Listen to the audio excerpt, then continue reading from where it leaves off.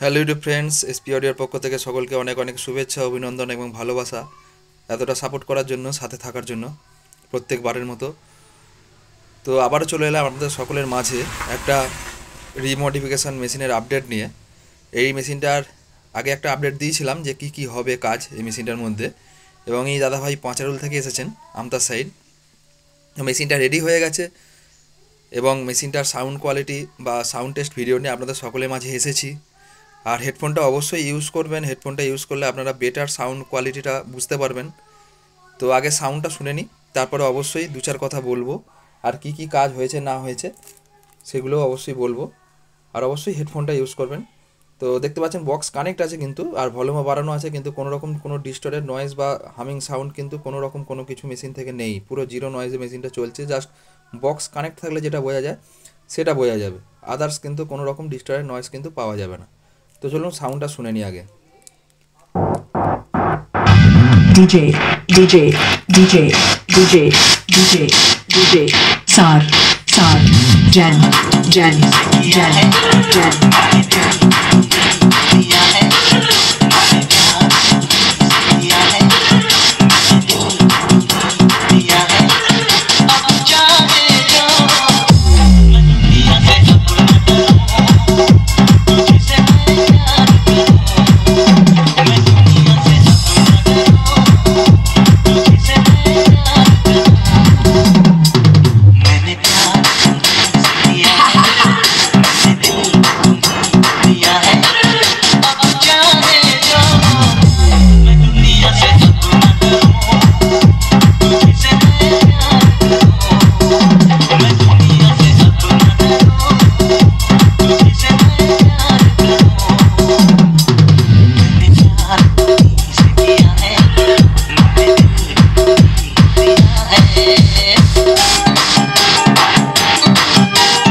DJ Site Introduction.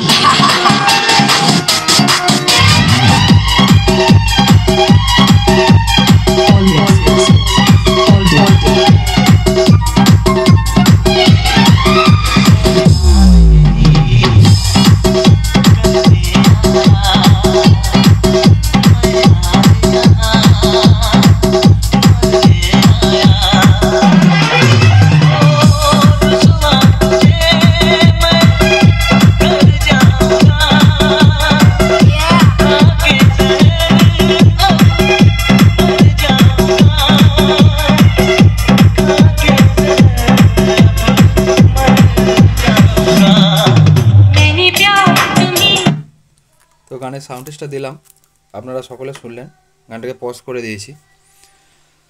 তো মেশিনটা অবশ্যই হেডফোনটা ইউজ করবেন, কারণ হচ্ছে আমার যে কটা মেশিন আমি আপডেট দিই সাউন্ড টেস্ট ভিডিও সবই আমার এই 12 ইঞ্চি 200 ওয়াট করে যে বক্সগুলো আছে, দুটো 400 ওয়াটের, সেই বক্সেই আমি আপডেট দিই। আর তাই জন্য বলি যে যেহেতু ওভারলোডে চলছে, এটা 100 ওয়াটের একটা মেশিন আর বক্সটা আছে 400 ওয়াট, তাই আর মোবাইল থেকে যেহেতু রেকর্ডিং হচ্ছে, প্রপার সাউন্ড কোয়ালিটি মোবাইলে ক্যাচ করতে পারে না।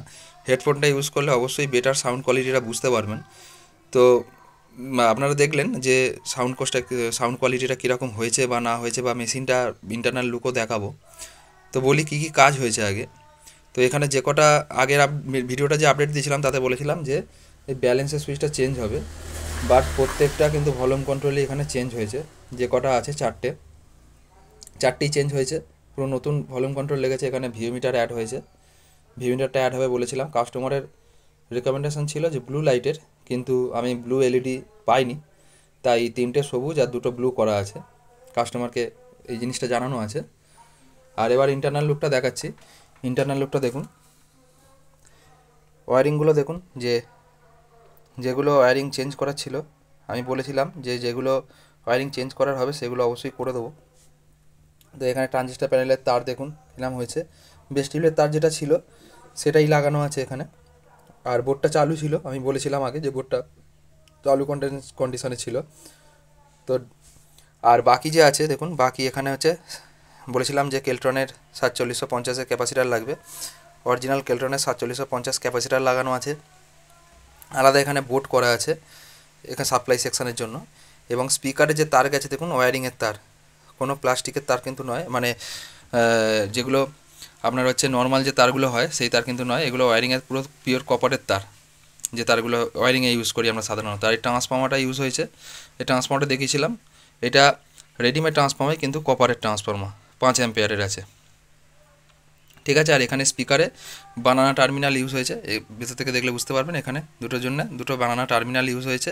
এখানে ফিউজ ইউজ হয়েছে, ফিউজ ছিল না, ফিউজ প্রোটেকশান ইউজ হয়েছে। আর বাকি আনুষঙ্গিক যা কাজ ছিল সেই কাজগুলো মেশিনটার মধ্যে করা হয়েছে।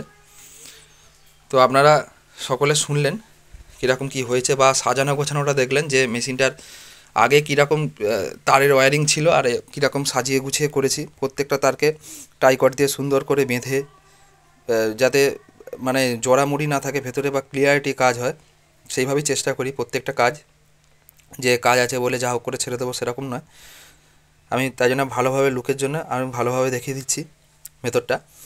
আর এখানে যে ভিউমিটারটা ইউজ হয়েছে, ভিউমিটারের বোর্ডটা সেটাও নিজের তৈরি ভিউমিটার বোর্ড। তো আমার বলার বক্তব্যটা এই জায়গায় যে ভিডিওটা এত ডিটেলসে করি আমি, তার একটাই কারণ যে কাস্টমারকে যেটা বলি, কাস্টমার আদৌ সেটা পাচ্ছে কি না, তার জন্য কাস্টমারকে বলা যে কাস্টমার আদৌ সেটা পাচ্ছে কি না।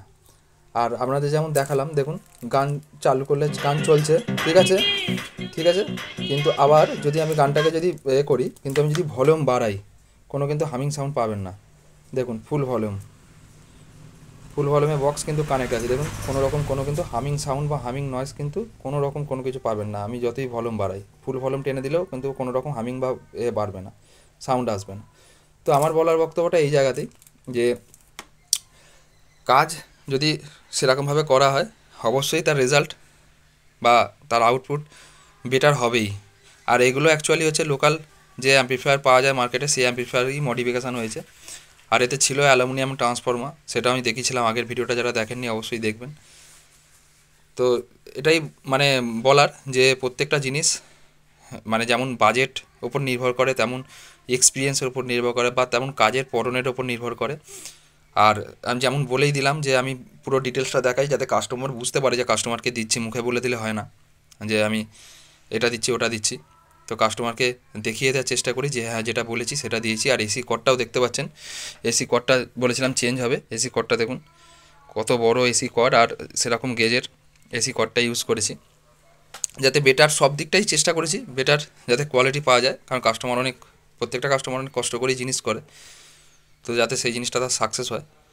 আর অবশ্যই বলবো যে আমি কখনো বলি না মেশিন ওভারলোডে চালানোর কথা, তবু আমি যেমন বলি যে আমার উপায় নেই 12 ইঞ্চিগুলো ছাড়া টেস্ট করার আপাতত, তো তাই জন্য 12 ইঞ্চিতে টেস্ট করি আর হেডফোনটা ইউজ করতে বলি বেটার সাউন্ড কোয়ালিটির জন্য। আর আপনারা অবশ্যই জানাবেন যে কীরকম কী সাউন্ড কোয়ালিটি হয়েছে না হয়েছে, আর মেশিনটা কীরকম সাজানো গোছানো হয়েছে। আর কারোর যদি এরকম মেশিন দরকার লাগে বা হ্যান্ডমেড মেশিন নতুন তৈরি দরকার লাগে অথবা মডিফিকেশানের দরকার লাগে, অবশ্যই আমার নাম্বারে যোগাযোগ করে নিতে পারেন বা হোয়াটসঅ্যাপ করে নিতে পারেন।